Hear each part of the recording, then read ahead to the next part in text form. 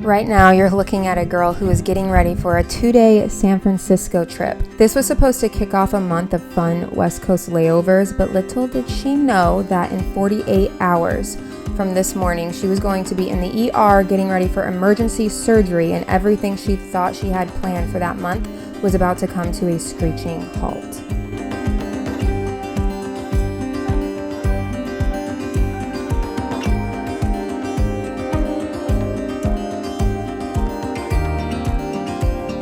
Part of me was just going to throw this whole San Francisco vlog away, but honestly, it was such a great layover, I couldn't waste the footage I had from it. I originally planned on making an essay-style vlog about whether or not San Francisco has changed in the past year regarding cleanliness and safety, and whether or not it's still worth visiting, but I'm going to reserve that for another time. It just didn't feel right for this trip.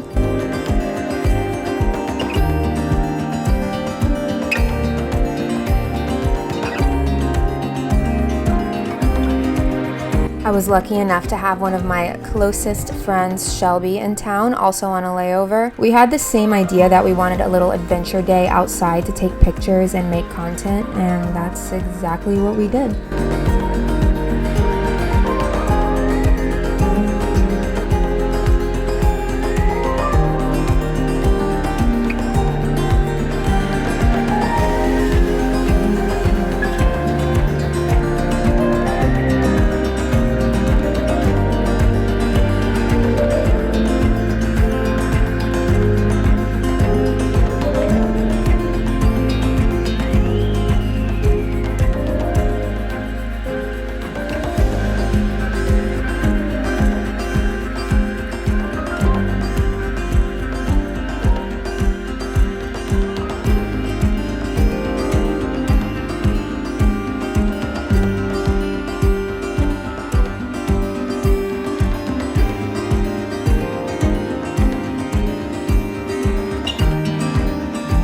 I actually got a lot more footage from this layover, but I wanted to consolidate it down to a few minutes to use as an intro for a vlog that's really about how everything took a turn after this. I have to say though, this was one of the best possible trips I could have had before saying goodbye to work for a little while. San Francisco is my home away from home, and I always leave feeling inspired and wanting to come back as soon as possible.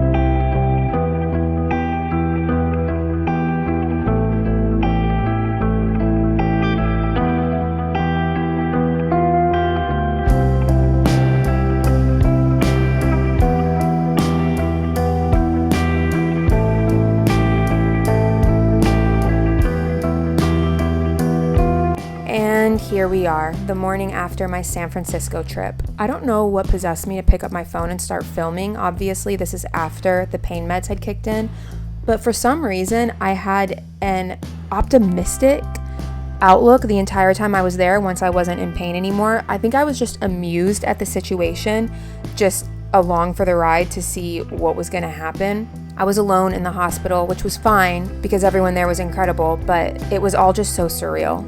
Even the 2 days after coming home from the hospital felt like a strange blur, but I am so blessed to be able to have friends who were willing to come keep me company and help out a little bit.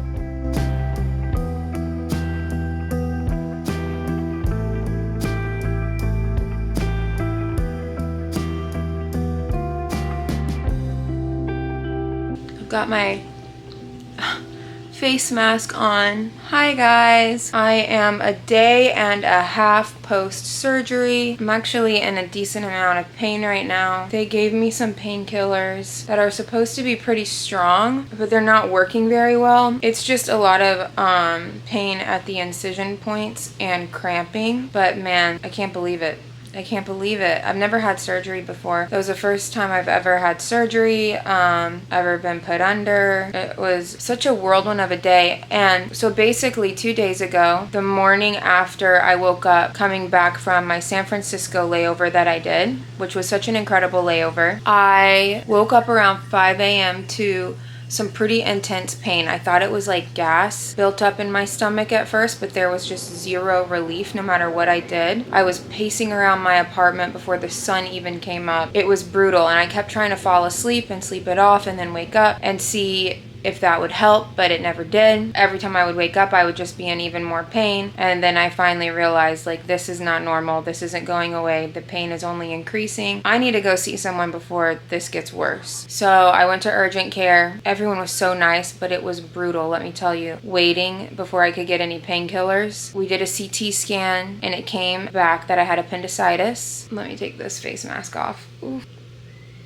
And I had to be taken in an ambulance from urgent care to Mass General Hospital. I was there, let's see, the whole process started at 11 a.m. Saturday morning. I was in the hospital all day, lots of waiting, lots of seeing different people, answering the same questions, getting my stomach pressed on. I did get some medication. I got some morphine to help. That is the only medication, that pain meds, that have helped yet.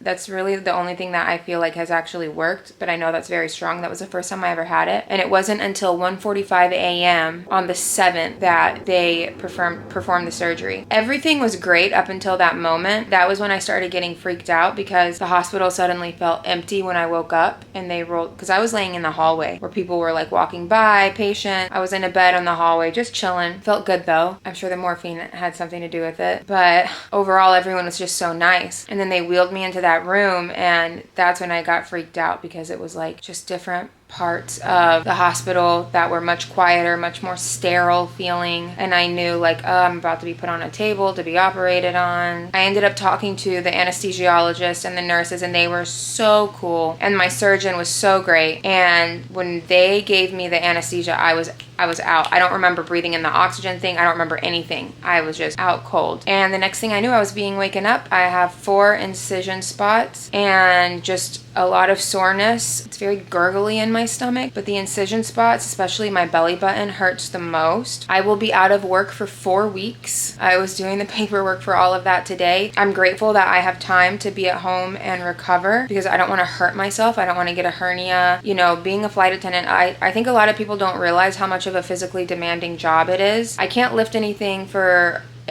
over 10 pounds for at least 2 weeks. They want it to be 4. Being a flight attendant, you are pushing and pulling carts that weigh over 100 pounds. You have to be physically prepared to do something like an emergency situation, like restrain a customer if you need to, open doors. Sometimes those airplane doors can be like pushing up 60 pounds. There's just a lot. And then, you know, if you get a crazy delay, you are working for an upwards of 18-hour days. So it's just not something that's safe to go back to when you're still in healing. There's no light activity or light work to return to when recovering from surgery. You can have 0 restrictions when returning to work as a flight attendant. So that being said, that's why I'm out for so long, 4 weeks. That's crazy to me. I'll be getting short-term disability payments, but it is like a fraction of what you normally get paid. So that part I'm kind of like about, but I'm just trusting God. I'm trusting the process. This is something that just happened completely out of my control. I am grateful for the resources that I have. I am grateful for the support that I've had. My friends have really, really, really come through in this time for me. I'm beyond grateful for them picking me up from the airport, coming here, calling me to pray with me, like everything. Just, I have the best friends helping me with my paperwork. All of them, my friends Marlene, Sophie, Jade, Kendra,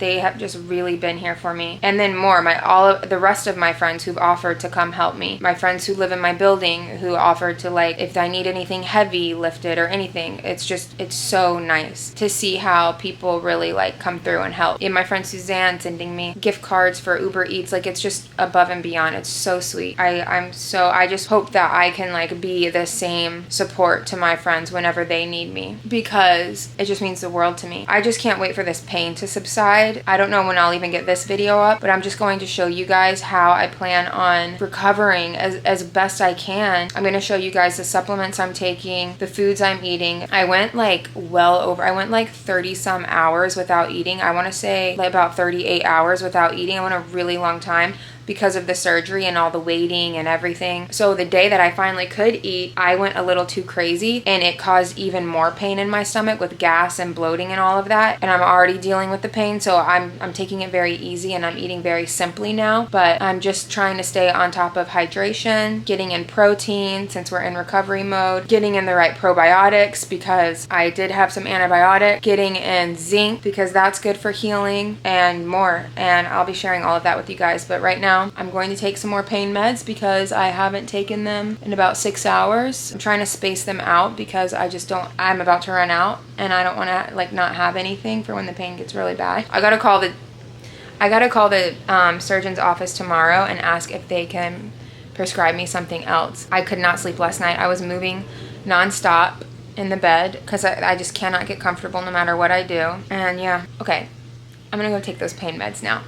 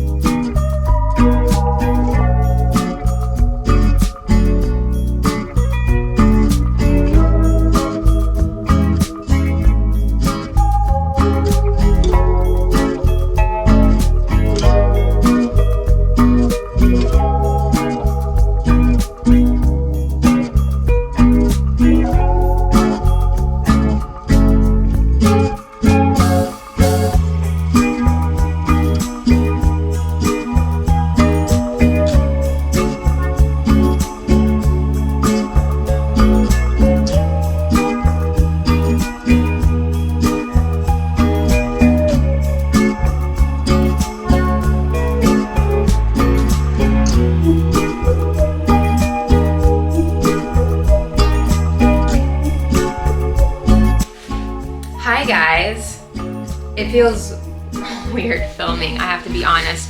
It feels strange. This is my first time talking to a camera in almost 3 weeks, which is nuts. I don't remember the last time I went that long without filming, but honestly, it's been needed. I didn't realize I needed this break as much as I did. I can't remember the last time I had a period of time off where I was able to just chill, like years, and actually not be constantly worried about filming or getting content for a vlog. Like all of my vacations and time off revolves around getting content for a vlog. It's so rare that I ever have, honestly, never. Like it'll be like maybe a couple days here and there, but otherwise I'm like constantly going, which is great.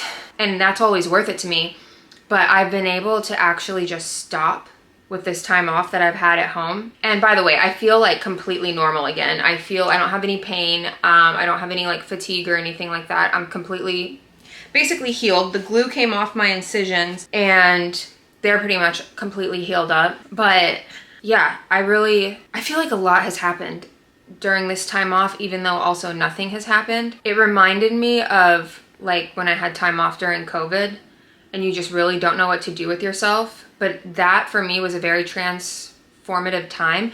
And this kind of felt like that for me as well. I spent so much time cleaning my apartment, organizing, like cleaning my cabinets, organizing them. I can do a tour of like what I've gotten clean. I still have to do my bathroom and I still want to organize my closet, but I've just been cleaning so many different parts of my little tiny apartment. I filled up 3 big trash bags of clothes that I'm going to donate to the Big Brother Big Sister Foundation, and I'm happy to get rid of it. I'm happy to clear up space. I didn't realize, I mean, I knew, but I didn't really realize how much clutter I have and how it was actually weighing on me and preventing me from being productive and kind of stunting my creativity and inspiration when it does come to making content. Like, I would so easily be home and be overwhelmed when I did have time off that I didn't want to do anything. I would like completely shut down. But now that I have a cleaner space, a more organized space, I'm so much more motivated. It's incredible. But anyway, I just got this PR package from a company named Proper.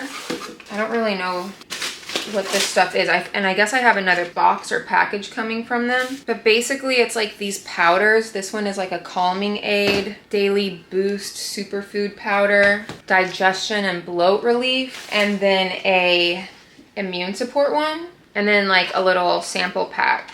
We'll see. I'll let you know how it goes, if I like it or not.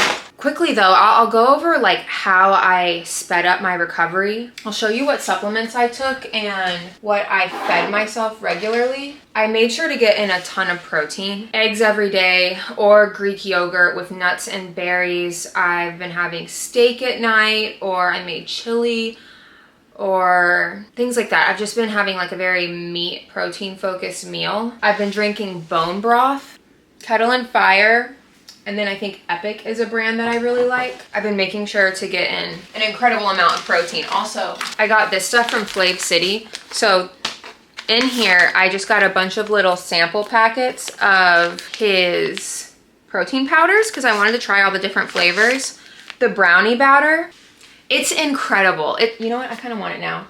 It is so good. I just put it in a jar and shake it up, and I'll just drink it like that. Every morning with my coffee and water. Why did I say it like that? Every morning with my coffee and matcha, I take collagen. This is the brand that I use. I'll go back and forth between Momentous and this one. This is Live Conscious. I do a scoop of that every day. That's helped with recovery, the collagen. And I have been making sure to take zinc. Zinc is incredible for repairing your skin and healing, and internally as well, not just your skin. So zinc has been essential. Like I said, my incision spots are completely healed. There's like a little pink line on one of them, but 2 of the spots, you can't even see it. It's like completely gone. And then staying incredibly hydrated, like drinking so much water and drinking electrolytes. This is the brand I've been using. So this is Instant Hydration. I got suckered in by so many ads for this company, but I will say I really, really like it. I have the orange flavor, and then I have like the lemon lime flavor because they were cheaper on Amazon than the other flavors, but I'll leave a link for these. I really like them. I thought during this time that I would be binging TV shows and watching movies and honestly filming too. I thought I would be filming more. I thought I would be like, I don't know. I imagined this time to be very different than it ended up being, but what I've been doing with my time off is every morning I wake up and I fill 3 pages of this journal, which is actually very hard because this journal is kind of big. Like the pages are big, so to fill up 3 of them every morning has been a challenge, and I'm a big daydreamer, so it takes me a long time to do it. Like I'll stop and there are days it's taken me 2 hours to do it because I just stop and I start thinking, I start daydreaming, and I just get so easily distracted, and I don't even have my phone near me. But the things that have come out, like the things that I realized, I guess, or the clarity that I've achieved through doing it of what I want my life to look like, what I want my future to look like, has been incredible. And it's something that I want to continue if I can, like when I have the time. If I have a morning to myself, if I don't have like a crazy early show time or something, I want to be able to sit and get through the 3 pages. Some days, like I said, it would take forever. It would take 2 hours to finish it. And then other days it would just flow out of me like crazy. And I'll write about anything. But the main theme is what I want my priorities in my life to be and what I want my future to look like and what changes I want to make. Because I have basically been living the same life for the past 5 years. And while I'm very grateful for that life and I'm very grateful for the experiences that I've had in that time, I'm ready for a drastic change. And I know that I've talked about that on this channel about moving and wanting to live in a different city, but I even more so, I want it to look different. And I have a lot more confidence of how to actually achieve that. What to cut out, what to embrace and prioritize. That's all come to me through journaling. It's so strange because I haven't vlogged in so long. It almost feels unnatural to me talking to the camera now. Like it feels difficult for me. Maybe because I'm not in travel mode. I'm not in like vlogging for fun mode. This is just kind of like a catch up. I've been cooking. I've been making sourdough, or trying to. I have to feed my sourdough starter today. It's a gamble. I haven't made the sourdough yet. So I'm so nervous because it takes so long. It's days. It's a days long process. So that'll be interesting to see how that turns out. I should be able to bake it by tomorrow. We'll see. And I'm craving making a sandwich, like a grilled cheese or a tuna melt or something, so much. I just want bread. I want my bread that I made. I have apple butter in the fridge and I have some French butter in the fridge, and I just want like a warm piece of sourdough toast with butter and apple butter on it. Ugh. I actually have been watching a good amount of YouTube videos. I've been watching Peter Santinello. His videos are incredible. I've watched his videos touring Appalachia, like West Virginia area, the most rural parts of Appalachia, and like the coal mines. I've been learning so much about that. He interviews people who live off the grid. There's this one video about this guy named Titus. I highly recommend that you guys watch these videos because I find myself like as I'm cleaning my apartment or folding laundry or something, I just find myself sitting and staring at the TV because I am so fascinated by the people that the places he's going and the people that he's interviewing. And it's all like, it's not like a sit and talk thing. Like these people are showing him around where they live, and he just goes and he finds random people to talk to, and whoever's willing to be in front of a camera. It's so good. He did like Cajun culture in Louisiana, which is so good. People who live in the bayou, like in those swamp houses. That one was really good. They're amazing. And it's because it's real people. You get so sick of watching influencers, honestly, or celebrities being interviewed, or like these big names. I have found so much comfort and fascination, I guess, in watching the everyday person the everyday people who live in parts of America that you just forget about, honestly. It's so good. One really impactful episode he did was he followed this woman around the Las Vegas Strip, like interviewing her. She has a rehabilitation center for women who've been trafficked. And she finds girls on the streets. She has like a hotline who can call her. She reaches out to girls who she can tell who these girls are just by being out in Las Vegas, because she used to be one herself. And she talks all about like I don't know what I can say on prostitute, hooker. I don't know if I'm allowed to. I don't know what YouTube's guidelines are, but she used to be one herself for 16 years in Las Vegas. And she talks about all of the horrible things that she went through. Some of it is like really hard to listen to, but it's so beautiful, like what she has turned her pain and her trauma into, and the passion and heart that she has for helping other girls who are going through what she went through.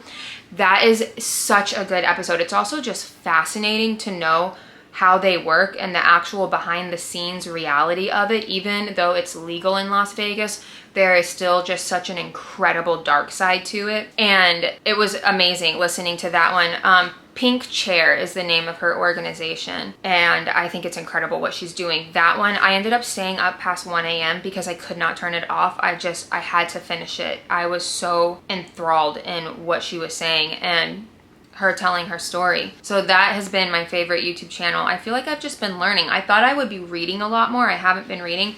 I did sign up for an art course on modern art, and that's been a great way to spend my time as well. But yeah, I haven't been reading like I thought I would be. Just writing, watching Peter, I always forget how to say his last name, Santinello, his videos. The video I watched yesterday was so good. It was about Kensington, I believe, the open air drug market, like outside of Philly. Harrowing. Like, I can't believe that exists. It's so dark, but it's about kids who are growing up there. And he interviewed this guy who owns this company called The Rock, and it's basically like a youth group center for these kids to have a place, a safe place to just be kids in such a horrible area. People lying on the streets, like you literally walk outside the youth group and there's someone literally laying on the sidewalk. It's so crazy.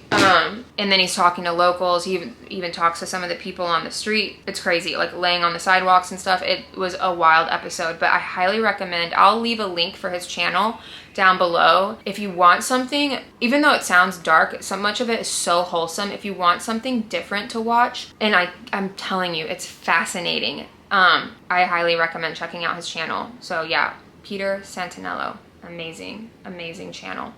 And it had me thinking about my own channel and what I want to do with it. I couldn't do what he does because it's just, I would love to do something like that, but he goes out by himself and he's like 40-year-old dude. It's very different for a girl to go in those kind of environments by herself and interview random people. I'm sure there's people who do it, but I like how he shows things that tend to be forgotten or dismissed or looked over, or even places people shun away from. I really respect that about him. And he started this YouTube channel like later in his life, and they have like millions of views, but it had me thinking about my own channel and what I actually want to do, and how his channel has so much purpose behind it. And as much I love sharing like the food that I'm buying and what I'm packing for my flight attendant layovers, or what makeup or hair products or whatever, what perfume I'm wearing that day, I do like sharing that stuff, but it gets redundant, and I've found myself stuck where it's like I don't want to quit my YouTube channel. I just want it to be a little bit different. I want it to be a little bit better and have more purpose, because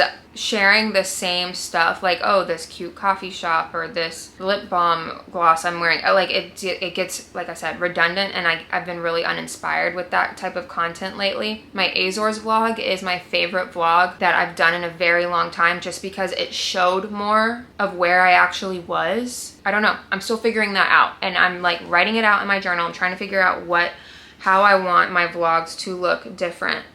And also to not feel as self-conscious filming in public anymore. And I'm not even talking filming myself. I'm like filming in general. People stare at you when you have a camera, and I hate it. But I need to just get over it because it doesn't matter. So that's something I've been like thinking about lately too. But I don't want to ramble too much in this video. That's the update with me. I go back to work in 1 week. I still have a week left, which I'm very pleased about. I'm gonna enjoy this week. And I haven't even been like just stuck at home doing that. Like I've been able to spend time with friends, honestly more than when I'm working. I've seen my friends so much more because I'm available. We're not like trying to figure out when we're both available. I'm just off. So I've been around. Let me show you guys, because I feel like I don't want to just end the vlog here. Let me show you guys my pantry. There's all the proper supplements. I'm actually gonna make this, I think, once I stop filming. Over here, so I bought this little thing from Amazon, and it keeps all my cords and stuff in it. Oops, stuff that I don't want out, because it used to all be cords like over my fruit basket or whatever. It used to just be cords everywhere and it bothered me so much. It was so visually loud. It just bothered me, but now I have it like all put away in here. Why wouldn't it close? Oh. And it looks so much better. Over here, I obviously just have sweet potatoes and a couple apples. This is something I need to return to Amazon. This showed up with food all over it, and no, I did not order a new or a used one. How disgusting is that? Amazon pissed me off so much with that. Like, y'all sent me a nasty, dirty, used one. The fact that you guys put it back in that box is disgusting. Here is my mugs and cups and like my storage bowls. These are used for like, I don't know, yogurts and whatnot, and then I can put soups and whatnot in here. More storage like containers, and then up there is like either bulk stuff that I don't need yet, like I have extras of, and then cocktail stuff, like I have tonic water, my gin that I got in the Azores, and then like dried fruits. My sink, my pan that's soaking. Okay, I actually ordered a new cutting board, so I'm getting rid of that one because it's all dried out and I didn't properly take care of it, but it was cheap anyway. I'm also getting a new water filter because I'm sick and tired of this one, and the handle broke off and I've cut my finger twice on this now. And it always has made a huge mess when it pours out of the spout. It's just very cheaply made. The filter itself was good, but I've had this for 5 years now and I'm ready to get rid of it. I got like a real one. Okay, this is embarrassing. Look at how big this Duke's mayonnaise is. Okay, up here I just have like my bone broths, some protein bars. I kind of want one now. These are so good, the Built protein bars. It tastes like a Almond Joy or a Mounds. Peanut butter, tuna, Siete chips, molecular hydrogen. This has helped so much with my recovery as well. This stuff is incredible, super hydrating. I drink it in the morning. Follow the instructions if you do take it. Like basically you drop it in water, let it dissolve. It takes about 8 minutes. Drink it immediately once it dissolves. But this stuff is amazing for energy and cellular repair, and it's a master antioxidant. It's just really good for you, but it helps recovery so much. I've got my aminos, my magnesium, my more magnesium. Dirty, I got this stuff from in a PR package. They gave me a whole bunch and I ended up, why is this dirty? Giving some to my friends, but I kept the energy one, strength, energy, and performance, and then I kept the focus, memory, and cognition one. I have my Array Tone Creatine gummies. The autofocus is acting up on this. My collagen. Up here I have my stasher bags, just little like mugs, travel mugs, water bottles. Yeah, like my Awala. Up here I've got like nuts for my yogurt. I've got popcorn that I made last night, the protein powders, cacao seeds, my blender, and now 2 more Awala bottles, I know. Up there, paper plates. There's actually, I don't know if you can see it. I can reach high enough. Tongs for the grill and that I have at my building. And then those little baskets are for the sourdough. I didn't realize this was gonna be so big when I ordered it. I get my Dukes off Amazon, so I'll have enough mayonnaise for a long time. Yes, people love to bring up, and I feel like I have to give a disclaimer every time, like, I thought you didn't eat seed oils. I like the mayonnaise that I like, okay? And that's that. All right. Spices, hot sauces. I did organize it, but it's already kind of a mess, but it's a spice cabinet, so whatever. Up here, I have my vinegars. I have different kinds of vinegars, like this cucumber one. I have a walnut balsamic one. I have different tinctures for drinks in here. Chlorophyll, chamomile. I've got honeys in here. I've got oils, coconut oil, avocado oil. Up here, just miscellaneous stuff, a vase, cold brew maker, my protein electrolytes that I love from Array blender. My arm's getting tired. Here's my sourdough starter. Can't really see what's going on, but I'm really hoping it's actually rising. I'm on day 4 or 5, I think. I need to watch a YouTube video because I've just been reading this pamphlet. I got like the Ballerina Farm starter kit. So far, so good. That's the flour. But it's confusing and it's so stressful because it's like days have gone by and I'm hoping I do it right. I don't know. Up here, I've got a bunch of plastic cups, my frother, wine glasses, cocktail glasses. And then here is my supplement cabinet. I've got some essential oils in there. Supplements, I take like the Hers hair supplement. Array Tribiotic, that's been helpful with my gut. We've got Dim in here, papaya enzymes, the electrolytes back there, throat lozenges. Up here I have like my matcha, Zabars, detox tea, Shilajit, the Peak Nandaka packets. Those are pretty good. It's like a nice coffee alternative. And then up here, Buoy hydration drops, Kion aminos, and then is that psyllium husk? I think it is. Fiber. My little coffee station. I haven't been using. Well, I stopped using this a couple days ago. I'm trying to stick with just matcha right now, and I'm not using my coffee.